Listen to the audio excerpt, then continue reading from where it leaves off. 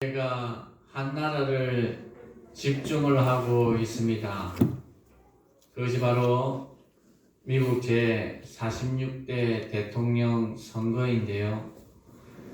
여러분, 미국 제46대 대통령 선거의 개표 그 도시 가운데 랭킹에 들어가서 이 도시가 거기에서 어떠한 표를 얻게 되면 당첨이 된다라는 그러한 도시 가운데 마지막에 있는데 그것이 바로 펜실베니아라는 곳입니다. 거기에 필라델피아라는 그러한 도시가 있죠. 거기에서 주도권을 잡으면 이번 대선에 당선된다라는 것을 거의 확정을 짓는다 할 때에 오늘 새벽에 마치고 들어가서 보니까 벌써 273표를 얻었더라고요. 그래서 그분은 이제 미국 제46대 대통령 당선의 확정일 것입니다. 거기 펜실베니아 필라델피아에 한 학교가 있는데 그 학교가 뭐냐면은 템플 대학교예요. 이는 우리나라에 1884년도에 우리나라에 처음 보험이 들어왔잖아요. 그때 1884년도에 러셀 코엔이라는 그 한 사람이 기독교 감리책인지 목회자였었어요.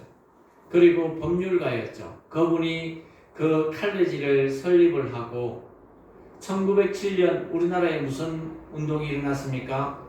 평양 대붕흥운동이 일어날 때에 이 칼리지가 유니버시티로 이렇게 성격되었습니다. 그래서 지금까지 그 펜실베니아의 필라델피아의 큰 학교로 미국에 52개 주 있을 때에 즉 100이 한 주에 2개만 있다 하더라도 이러면 얼마나 큰 학교입니까?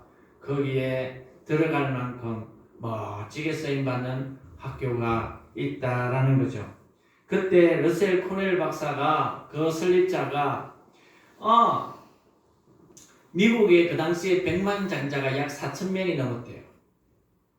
여러분 보십시오. 1884년도면은 자기 나라가 와서 1620년도에 그 메이플라워를 타고 와서 200년 조금 흘렀어요. 그럴 때에 백만장자가 4,000명이 넘었다는 거예요. 이들을 어찌하여서 이렇게 성공을 하였을까라는 질문을 머리에 떠올리게 되었다는 거예요. 그래서 자기가 조사를 했습니다. 조사를 했는데 보니까 중졸, 고졸 이상의 학력을 가진 사람을 보니까 60명 겨우 넘는다는 거예요. 4,000명이 넘는 성공자들 가운데 100만 장자 가운데 그 당시에 중졸, 고졸이라면 좀 높았겠죠. 뭐 대학을 설립했으니까 그 당시에 나라는 그 당시 우리나라보다도 많이 높다고 할 수 있겠는데 그럼에도 불구하고 4,000명이 넘는 그 백만장자 가운데 그 성공한 학력을 보니까 중졸, 고졸은 겨우 60명 조금 넘더라는 거죠. 어찌하여서 이분들이 그러면 나머지는 어찌하여서 성공을 했을까? 환경에 지배되지 않는 거 아닐까? 그래서 그 성공한 사람들에 대해서 하나하나 조사를 해보니까 이분들이 일반 사람들과 성공하지 못한 사람들과 그냥 평준하게 살아가는 사람들과의 차이점이 있더라는 거예요. 차이점이 있더라는 거예요. 그 차이점이 뭐냐라는 것이 바로 이들은 분명한 목표를 가지고 있더라는 거예요. 목표를 가지고 있더라. 내가 성공하기 위해서는 어느 시점에 가서는 나는 이러한 모습이고 어느 시점에 가서는 나는 이러한 모습이 되어야 되고 어느 시점에 가서는 내가 저 모습이 되어야 되니까 내가 지금 더 노력하고 내가 지금 더 수고하고 내가 지금 더 아끼고 내가 지금 더 뛰어야지 하는 분명한 목표를 다 가지고 있더라는 거죠. 다 가지고 있더라는 거죠. 여러분 오늘날 여러분 보십시오. 목표 없이 살아가는 사람들 얼마나 많습니까? 하루 인생살이로 살아가고 물론 그렇게 살려고 하겠습니까? 그러나 그런 한계이라 할지라도 요즘 젊은이, 요즘 어른들, 요즘 사람들 보면은 7.8기라는 것을 찾아보기가 힘들어요. 찾아보기 힘들어요. 안 되면 다시 시작하고, 안 되면 다시 일어나고, 안 되면 다시 출발하고, 안 되면 다시금 더 노력하고, 그래서 저 목표를 향하여서 내가 정한 그 선을 향하여서 도전하고 일어서고 노력하고 뛰어야 되는데, 이러한 목표 없이 여러분 왜 그렇습니까? 왜 우리나라의 자살이 많아졌습니까? 없이 살 때는요 정이 있었어요. 없이 살 때는요 그래도 이웃들에 대해서 나눔이 있었어요. 근데 조금 생활 수준이 높고 또 전 백성들에게 카드라는 것이 주어지다 보니까 없으면 일단 카드로 사지, 없으면 카드 긁지, 일단 먹고 원하는 거 취하는 거 나도 보니까 나중에 그것을 감당할 수가 있습니까? 감당할 수 있습니다. 어느덧 이 작은 나라가 자살률 1위, 행복지수 OECD 국가 가운데 제일 꼴찌.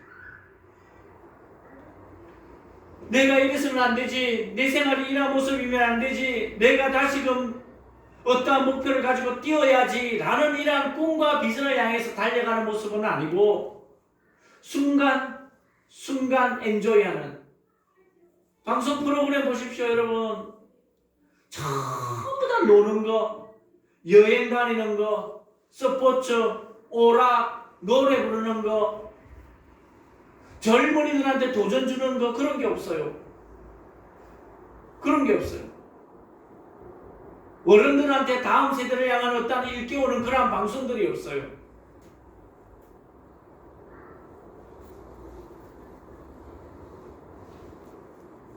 목표 없이 그저 되는 대로 살아가다 보니까 어찌 그게 인생이 나아지겠습니까? 어찌 그게 나아지겠습니까? 여러분 전기를 발명한 사람이 누구입니까? 에디슨입니다. 여러분 이 에디슨에게는 자기 인생의 여정 가운데 분명한 목표가 있었어요. 내가 6개월마다 큰 발명을 내가 하나씩 할 거야. 내가 10일 지날 때마다 내가 작은 것들을 내가 하나하나씩 내가 일깨워 나갈 거야. 에디슨은 그러한 목표가 있었어요. 그러한 목표가 있다 보니까 그가 죽을 때에 그 미국의 특허를 몇 개를 받았냐니까 찾아보니까 1092개를 받았더라고요. 외국의 특허는요 2000개가 넘는 거예요. 6개월마다 내가 큰 발명 하나, 10일마다 내가 작은 발명을 하나씩 내가 해야 되겠다라는 분명한 목표에 의해서 매진하고 뛰고 달리다 보니까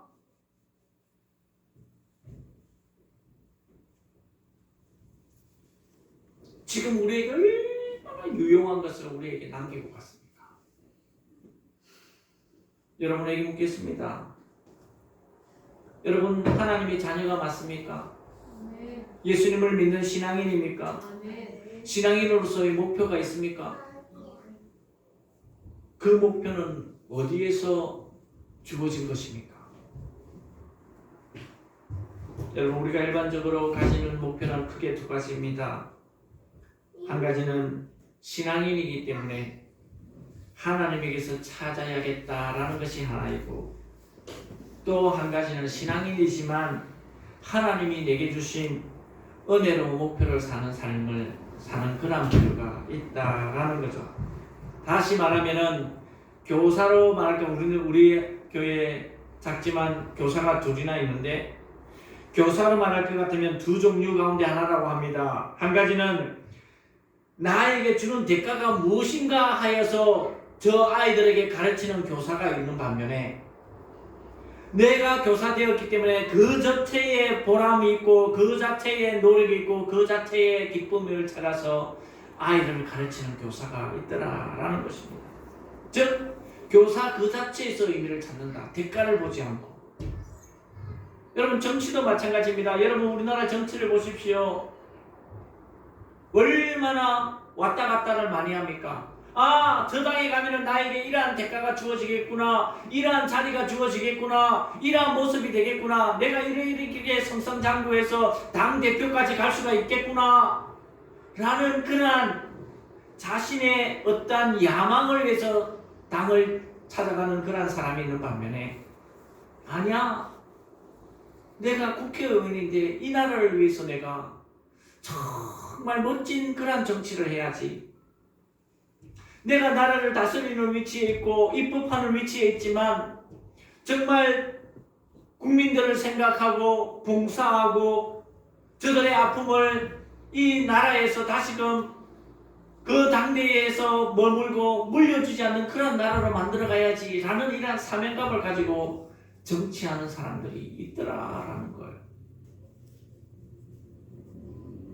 그럼 우리는 신앙인으로서 우리는 어떠한 목표를 두고 살아가야 할 것인가? 어떠한 목표를? 전에도 내가 이야기했지 않습니까? 서울대 100명을 모아놨습니다. 여러분 꿈이 있습니까? 네, 꿈이 있습니다. 꿈 있는 사람 손 드세요. 30명이 있습니다. 100명 가운데. 여러분 비전 있습니까? 네, 비전 있습니다. 비전 있는 사람 손 드세요. 3명이 들더라는 겁니다. 꿈은 뭡니까? 내가 이 대학에 들어왔으니까 법학 가면은 내가 판사가 돼야 되지, 경찰학 가면 내가 경찰이 돼야 되지, 물리학 가면은 내가 물리학자가 돼야 되지, 수학 가면 내가 수학 선생님이 돼야 되지, 꿈이 되는 거예요. 비전은 뭡니까? 되고 나서 어떻게 할 것인가 라는 것에 대한 생각을 3명 정도밖에 가지고 있지 않다. 3명 정도밖에 가지고 있지 않다.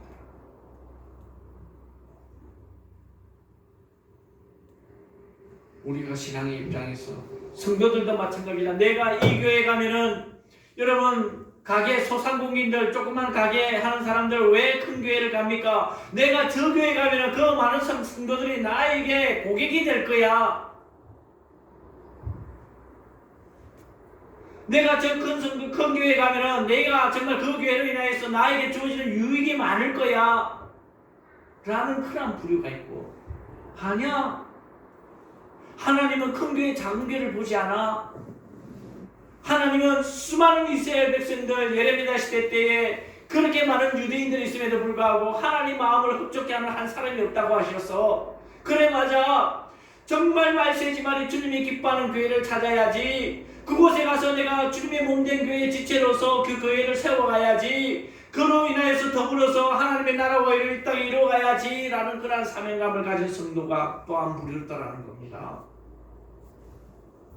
또한 부르더라는 겁니다. 오늘 성경의 본문에 보면은 하나님의 사람 모세 죽기 전에 마지막으로 등장하죠. 여러분 모세 알 것처럼 그 요괴벳을 통하여서 죽임 당하기 전에 그 나일강에 띄워지고 하나님의 섭리 가운데 바로의 그 공주의 말만 들려지고 그 궁에서 40년 광야에서 40년 이제 늙어맣게 되어서 마지막 40년을 보내는데 하나님이 80년 동안 훈련시키고 40년을 하나님이 사용하시는 그 모습이죠. 그 모습이죠. 이럴 때에 그의 평생은 뭡니까? 정말 힘들고 어렵고 때로는 평안하고 좋았지만 나중에는 사명의 길이 준비되어 있더라라는 거죠. 모세의 사명은 뭡니까? 430년의 이스라엘 백성들의 종살이에서 그 당시에 최고의 나라, 권력의 나라, 힘의 나라 애굽 땅에서 내 백성들을 하나님이 지시한 젖과 꿀이 흐르는 가나안 땅으로 인도해가는 사명이었습니다. 그런데 오늘 본문에 보니까 어느덧 그 가나안 지점에 이제 다 와가는 지점에 이르렀습니다. 젖과 꿀이 흐르는 가나안 땅이 저게 보이는데 이제는 모세는 저 가나안 땅에 들어가지 못하고 이 세상을 떠나서 천국에 가야 할 시점이 되었다는 거예요. 아쉽지만 모세의 사명은 거기까지였다라는 겁니다. 이럴 때에 자기가 묻힐 그 비스간 산 그 아래에 오르기 전에 성령의 감동을 받아 자기가 인도해가는 그 12지파에 대하여서 축복하는 것, 그것이 바로 오늘 본문 가운데의 배경이고 그 중에 하나가 바로 이 아셀 지파였다라는 겁니다. 여러분, 성경에는 이러한 축복이 여러 군데가 나오죠. 창세기 9장에 가보면 노아의 축복이 나오죠. 27장에 가보면 이삭의 축복이 나오죠. 49장에 가보면 야곱의 축복이 나오죠. 여러분, 이 축복의 강경 속에서 발견되어지는 큰 두 가지 의미는, 첫째는 부모의 입장입니다. 넷스라의 자녀들을 향하여서 하나님께 기도드리기를, 하나님 이들이 잘 되기를 바랍니다. 하나님 이들을 복 주시옵소서, 이들의 삶이 평탄하게 하옵소서, 형통케 하옵소서라는 자식과 지파를 향한 그런 바람이 있을 수가 있고요. 또 하나는요, 저들을 향한 예언입니다. 하나님께서 백성에게 이렇게 축복하시겠다라는 계시를 받아서 백성에게 축복해 주는 말씀이 또 하나이다 라는 거죠. 그 속에 하나님의 계획이 있으니 너는 그 하나님의 계획을 따라서 주님이 원하시는 길로 걸어가라. 그러면은 하나님은 너에게 큰 축복으로 너에게 갚아주시고 사용하실 거야 라는 것이죠. 여러분, 우리 기독교의 신앙은 철저하게 하나님의 계획을 믿고 의지하는 데 있는 줄로 믿습니다. 할렐루야. 그러나 우상을 섬기는 사람들은요, 신의 뜻은 없고 자기가 배운 지식, 자기가 삶을 통해서 경험했던 그러한 지혜, 경륜, 그래서 세상 사람들, 우상을 섬기는 사람들은 뭡니까? 우리와 다릅니다. 정성입니다. 정성. 우상을 섬기는 사람들은 정성이에요. 얼마 전에 여러분 추석 지났지 않습니까? 정성. 우리 형 보니까 아이고 옛날과는 조금 좀 처졌는데 그래도 그 정성이 대단하더라고요. 하나님을 믿는 사람은 언제나 하나님의 계획과 나를 향한 하나님의 뜻이 어디에 있는가라는 것을 생각하는 것이 우리 하나님의 백성으로서 우리 기독교의 특징이 아닐까 생각합니다. 이러한 말씀이 바로 가나안 땅에 들어가기 전에 모세가 너희들 가나안 땅에 들어가면 어떻게 될는지, 어떠한 문제가 있을지, 어떠한 시련이 닥칠지 아무도 모르는 것이다. 온전히 너에게 강조하고 싶은 것은 하나님의 계획과 하나님이 하실 일들에 대해서 이 아셀 지파에 대해서 축복해주고 있다라는 것입니다. 축복해주고 있다는 거예요. 그러니 그 하나님의 말씀에 네가 정말 전심전력하고 그 말씀대로 살아가면 너는 가나안 땅에 들어가게 될 것이고 그 안에서 하나님의 큰 축복을 누리게 될 것이야. 25절에 보면 하나님이 그러한 능력이 있음을 말해주고 있습니다. 네 사는 날을 따라서 능력이 있으리로다 라고 이야기하고 있습니다. 여러분, 사람에게는 능력에는 한계가 있다고요. 맞아요. 우리에게는 한계가 있어요. 할 수 있는 것도 있고 할 수 없는 것도 있습니다. 그러나 할 수 없는 것들이라도 우리는 부딪혀야 하는 거예요. 할렐루야. 네. 그 일이 하나님이 나에게 주어진 정말 사명의 길, 그것이 세상적으로 말하는 운명이라면 우리는 그 일들에 대해서 부딪혀야 되는 거예요. 비록 내가 그 일에 대해서 온전하지는 못하고 잘하지는 못한다 할지라도 그 일에 대해서 도전할 수 있는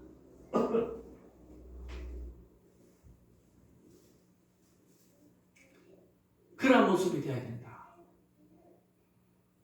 이러한 우리 한계에 있는 우리의 인생 가운데 하나님은 우리에게 능력이 있다 말씀하고 있습니다.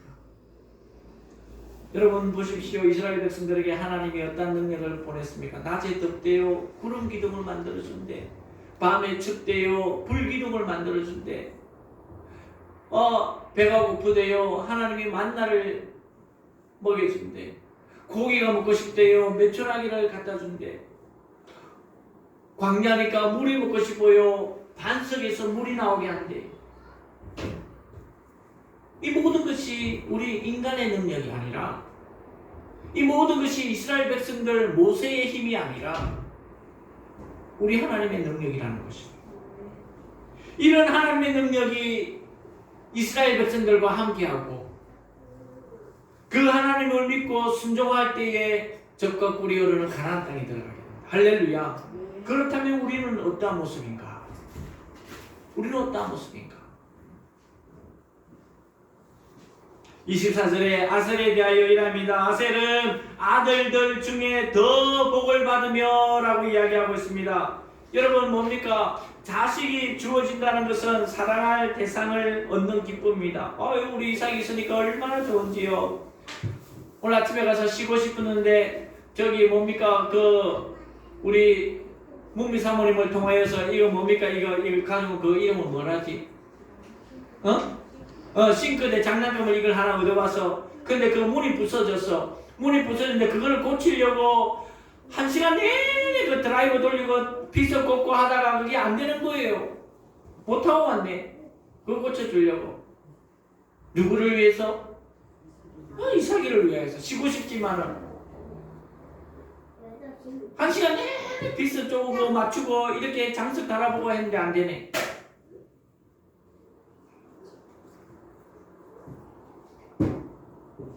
그리고 그 형제에게 기쁨이 되며 그 발에 기름이 잠길지다.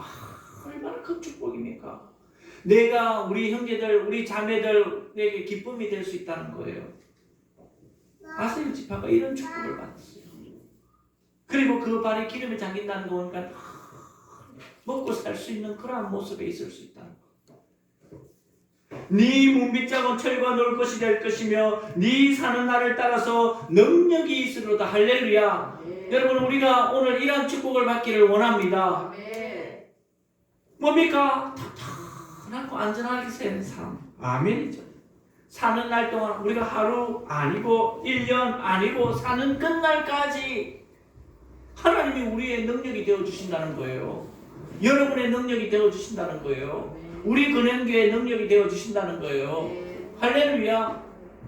할렐루야. 할렐루야. 그렇다면 그 하나님의 능력은 어떤 모습으로 우리에게 오느냐는 거예요. 능력이 되어주신다는데 어떤 모습으로 오늘 우리에게 나타나느냐라는 거예요. 그것은 하나님의 능력, 오늘 본문의 말씀을 중심으로 보니까 주의 택한 백성들을 돌봐주는 능력으로 다가온다라는 것입니다. 26절, 27절을 우리가 한번 읽어보도록 하십시다. 시작. 여수는 이여 하나님 같은 이가 없도다. 그가 너를 도우시려고 하늘을 타고 궁창에서 위엄을 나타내시는도다. 영원하신 하나님이 너 처소가 되시니 그의 영원하신 발이 네 아래에 있도다. 그가 네 앞에서 대적을 쫓으시며 멸하라 하시도다. 할렐루야. 하나님의 백성들을 정말 편안하게 돌봐주는 모습으로 온다는 거예요. 도와준다는 거예요. 어떤 자에게요? 여수론에게. 여수론은 여러분 무슨 뜻입니까? 결국 하나님은 백성은 하나님의 자녀로서 하나님의 뜻 가운데 어렵게 된 자. 달리 표현하면 예수 그리스도를 믿음으로 말미암아 너는 나의 자녀야, 너는 어렵게 된 어인이야 라고 칭함을 받은 자. 즉 하나님의 약속을 통해 하나님의 백성이 된 자가 바로 여수론인 거예요. 여수론. 할렐루야. 여수론인 거예요. 하나님의 약속의 말씀을 듣고 그 말씀대로 지키려고 노력하는 자. 어떠한 상황 가운데서 좌충우돌하고 흔들리는 모습이 아니라 견실하며 경고하며 주의 말씀에 의하면 끝까지 애쓰며 노력하며 수고하며 헌신하며 나아가는 자. 하나님의 영광이 되고 주의 뜻이라면 변함이 없고 그 길을 향해서 반듯하게 걸어가는 자. 세상의 권력이, 세상의 어떠한 물질이 나를 유혹하고 나를 넘어뜨리려 할 때 전혀 흔들림이 없는 자. 그러한 자가 하나님의 돌보심을 받으면서 살아가게 된다. 살아가게 된다.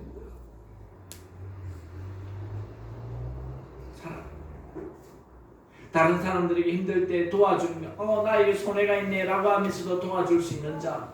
교회에 하나님의 것을 11조 것을 11조를 드리면서 마이너스 되겠지 하면서도 하나님의 능력을 믿고 하나님의 것을 구별하는 자.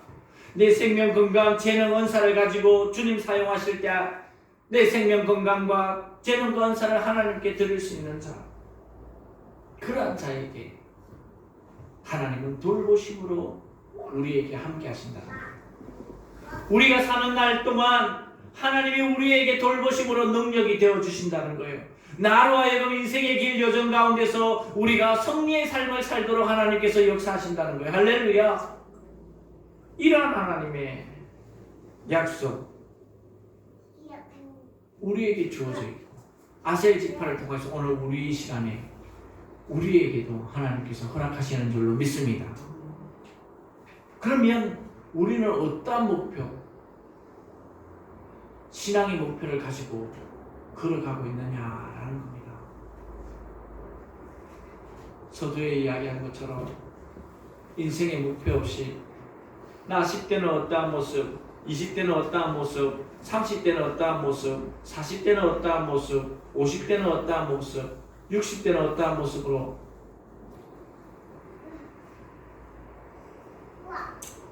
그래서 이제 어제 이 말씀을 준비하면서 우리 교회 볼 때 내년 7월 27일 날 입당 예배 드리려고 5년 전에 그렇게 하나님께 응답받고 시작했는데 힘이 없네 내가 요즘. 힘이 없네. 그 목표를 가지고 힘이 빠져있는 것. 두 번째로 하나님은 우리에게 어떠한 능력으로 다가오시는가 라면은 하나님은 우리를 구원의 역사로 다가오는 줄로 믿습니다. 할렐루야. 29절에 보십시오. 이스라엘이여 너는 행복자로다. 여호와의 구원을 너희가 너같이 얻는 백성이 누구냐? 하나님의 구원이 늘 우리와 함께 있다는 거예요. 우리의 영육의 구원뿐만 아니라 우리의 삶의 구원. 할렐루야. 왜냐하면 우리가 이 세상 사단의 공중의 권세 잡은 자 아래에 있는 이러한 삶의 현실 누가 잘 알고 있기 때문에요. 우리 하나님이 너무도 잘 알고 있기 때문에. 너무도 잘 알고 있기 때문에. 지난 주일날 그랬지 않습니까? 우리는 하나님을 3등, 4등에 있지만 하나님은 우리를 몇 등의 위치에 있다고요? 1등의 위치에 모시고 있다고요. 1등의 위치에. 1등의 위치에 모시고 있다고요. 세상의 온갖 풍파, 핍박, 박해, 어려움, 함정, 올무, 술수 그런 거 하나님이 다 알고 있다는 거예요. 우리가 넘어질 때 세상은요 우리를 조롱하고요. 우리가 넘어질 때 세상은요 우리를 향하여서 비웃고요.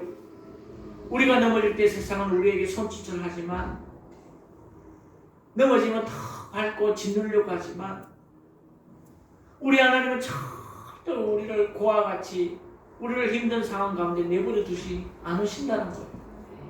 않으신다는 거예요. 그 하나님을 붙들기만 하면 그 상황에서 우리를 구원시켜 주시고 그 하나님을 붙들기만 하면 내가 다시금 넘어진 오뚜기처럼 다시금 시작할 수가 있고 그 하나님을 붙들기만 하면 내가 실패와 절망과 암흑에서 구름통에서 허덕인다 할지라도 주님은 다시금 시작하게 하는 힘을 공급해 주시는 분이에요. 할렐루야. 네. 그분이 우리에게 이러한 구원의 능력으로서 구원의 돌보심으로서 우리에게 함께하고 있다는 거예요. 오늘 저 아셀 지파를 통해 우리에게도 똑같은 말씀입니다. 그러니까 29절에 뭐라고 이야기합니까? 이스라엘이여 너는 행복한 자로다. 아멘. 우리가 다 행복한 자인 줄을 믿습니다. 그러니 어깨를 펴시다. 어깨를 펴고 내 생활의 모습이 다른 사람들보다 비교했을 때 많이 처져 있다 해도 상관없습니다. 상관없습니다. 내 생각과 사고와 비전, 이 꿈과 비전이 어떠한 모습에 있느냐에 따라서 상관없습니다. 오늘 새벽에 우리 가족이 좀 늦게 나와갖고 최미대 집사 혼자 나왔길래 일어나니까 혼자 이어서 기도하다가 일어나니까 혼자 있길래 아이고 우리 가족들이 안 나오는데 최미대 집사 하나님이 또 내 외롭지 않으라고 보내줬네. 내 그랬네. 그러니까 또 뭐 오더라고요. 우리 하나님은요 우리를 절대 외롭게 하지 않아요. 우리의 생각이 비교를 해서 처진 것 같고 넘어진 것 같고 부족한 것 같고 그렇지. 우리 하나님은 언제든지 우리를 향해 우리의 강구를 우리의 노력에 1등으로 주목하고 있는 줄로 믿습니다. 네. 할렐루야. 이런 하나님이 너 사는 날 동안 내가 너에게 능력이 되어주겠노라. 아멘. 네. 아멘. 그런데 그분이 우리에게 능력이 안 되는 이유가 있어요. 왜냐하면 우리들이 여수론이 되지 못하기 때문에, 구원받은 백성으로서의 삶을 살지 못하기 때문입니다. 하나님이 기뻐하는 위치에 있지 못하기 때문입니다. 하나님이 가라고 한 장소에 서 있지 못하기 때문입니다. 하나님이 사용하실 때에 우리의 인생을 내어드리지 못하기 때문입니다. 하나님이 요구할 때에 하나님께 드리지 못하기 때문입니다. 그래서 우리는 우리의 사는 날 동안 능력이 되신 그 하나님이 나에게 능력으로 나타나지 않고 있다라는 것. 하나님의 말씀대로 살지 못하기 때문입니다. 하나님의 약속을 믿지 못하기 때문입니다. 내 생각과 내 사고와 내가 정해놓은 틀 가운데서 하나님을 좌지우지하고 있기 때문에 우리는 하나님의 능력이 나에게로 나타나 있지 않고 하나님의 축복이 나에게 오지 않는 것 같은 그런 모습이다라는 거예요. 그런 모습이다. 안타까운 것은 여러분 성도들이 영원한 제약 가운데서 구원받았다라는 이런 감격이 다 씹어져 있습니다. 늘 예배드리는 이런 자리에 왔다 보니까 하나님 저 위세 있고 광대하시고 위대하신 그 하나님이 조그만해진 그 모습으로 생각하고 있다는 거예요. 그분은 위대하시고 그분은 광대하시고 그분은 전능자시고 그분은 전지하시고 우주 만물을 통치하시고 우리의 생과 사와 하와 복을 주관하시는 그분임을 우리는 잊어버리고 하나님이라는 그 어떠한 존재에 대한 미비한 그 생각에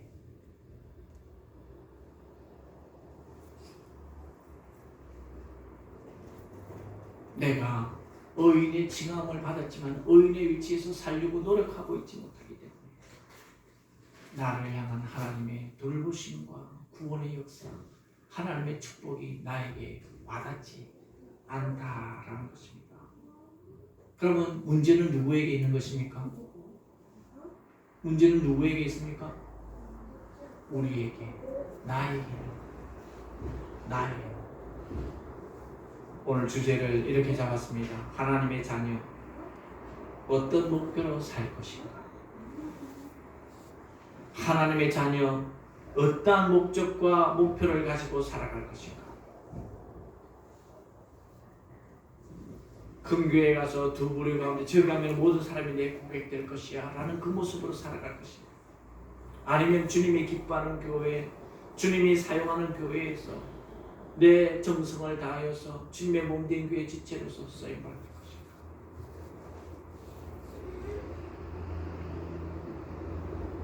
중요한 것은 선택은 우리에게 있습니다.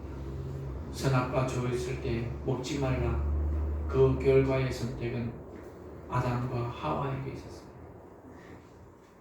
이 하나님의 축복이 또한 여수를 이어 너는 행복한 자로다 라고 받을 수 있는 이 축복 또한 선택은 우리에게 주어져 있습니다.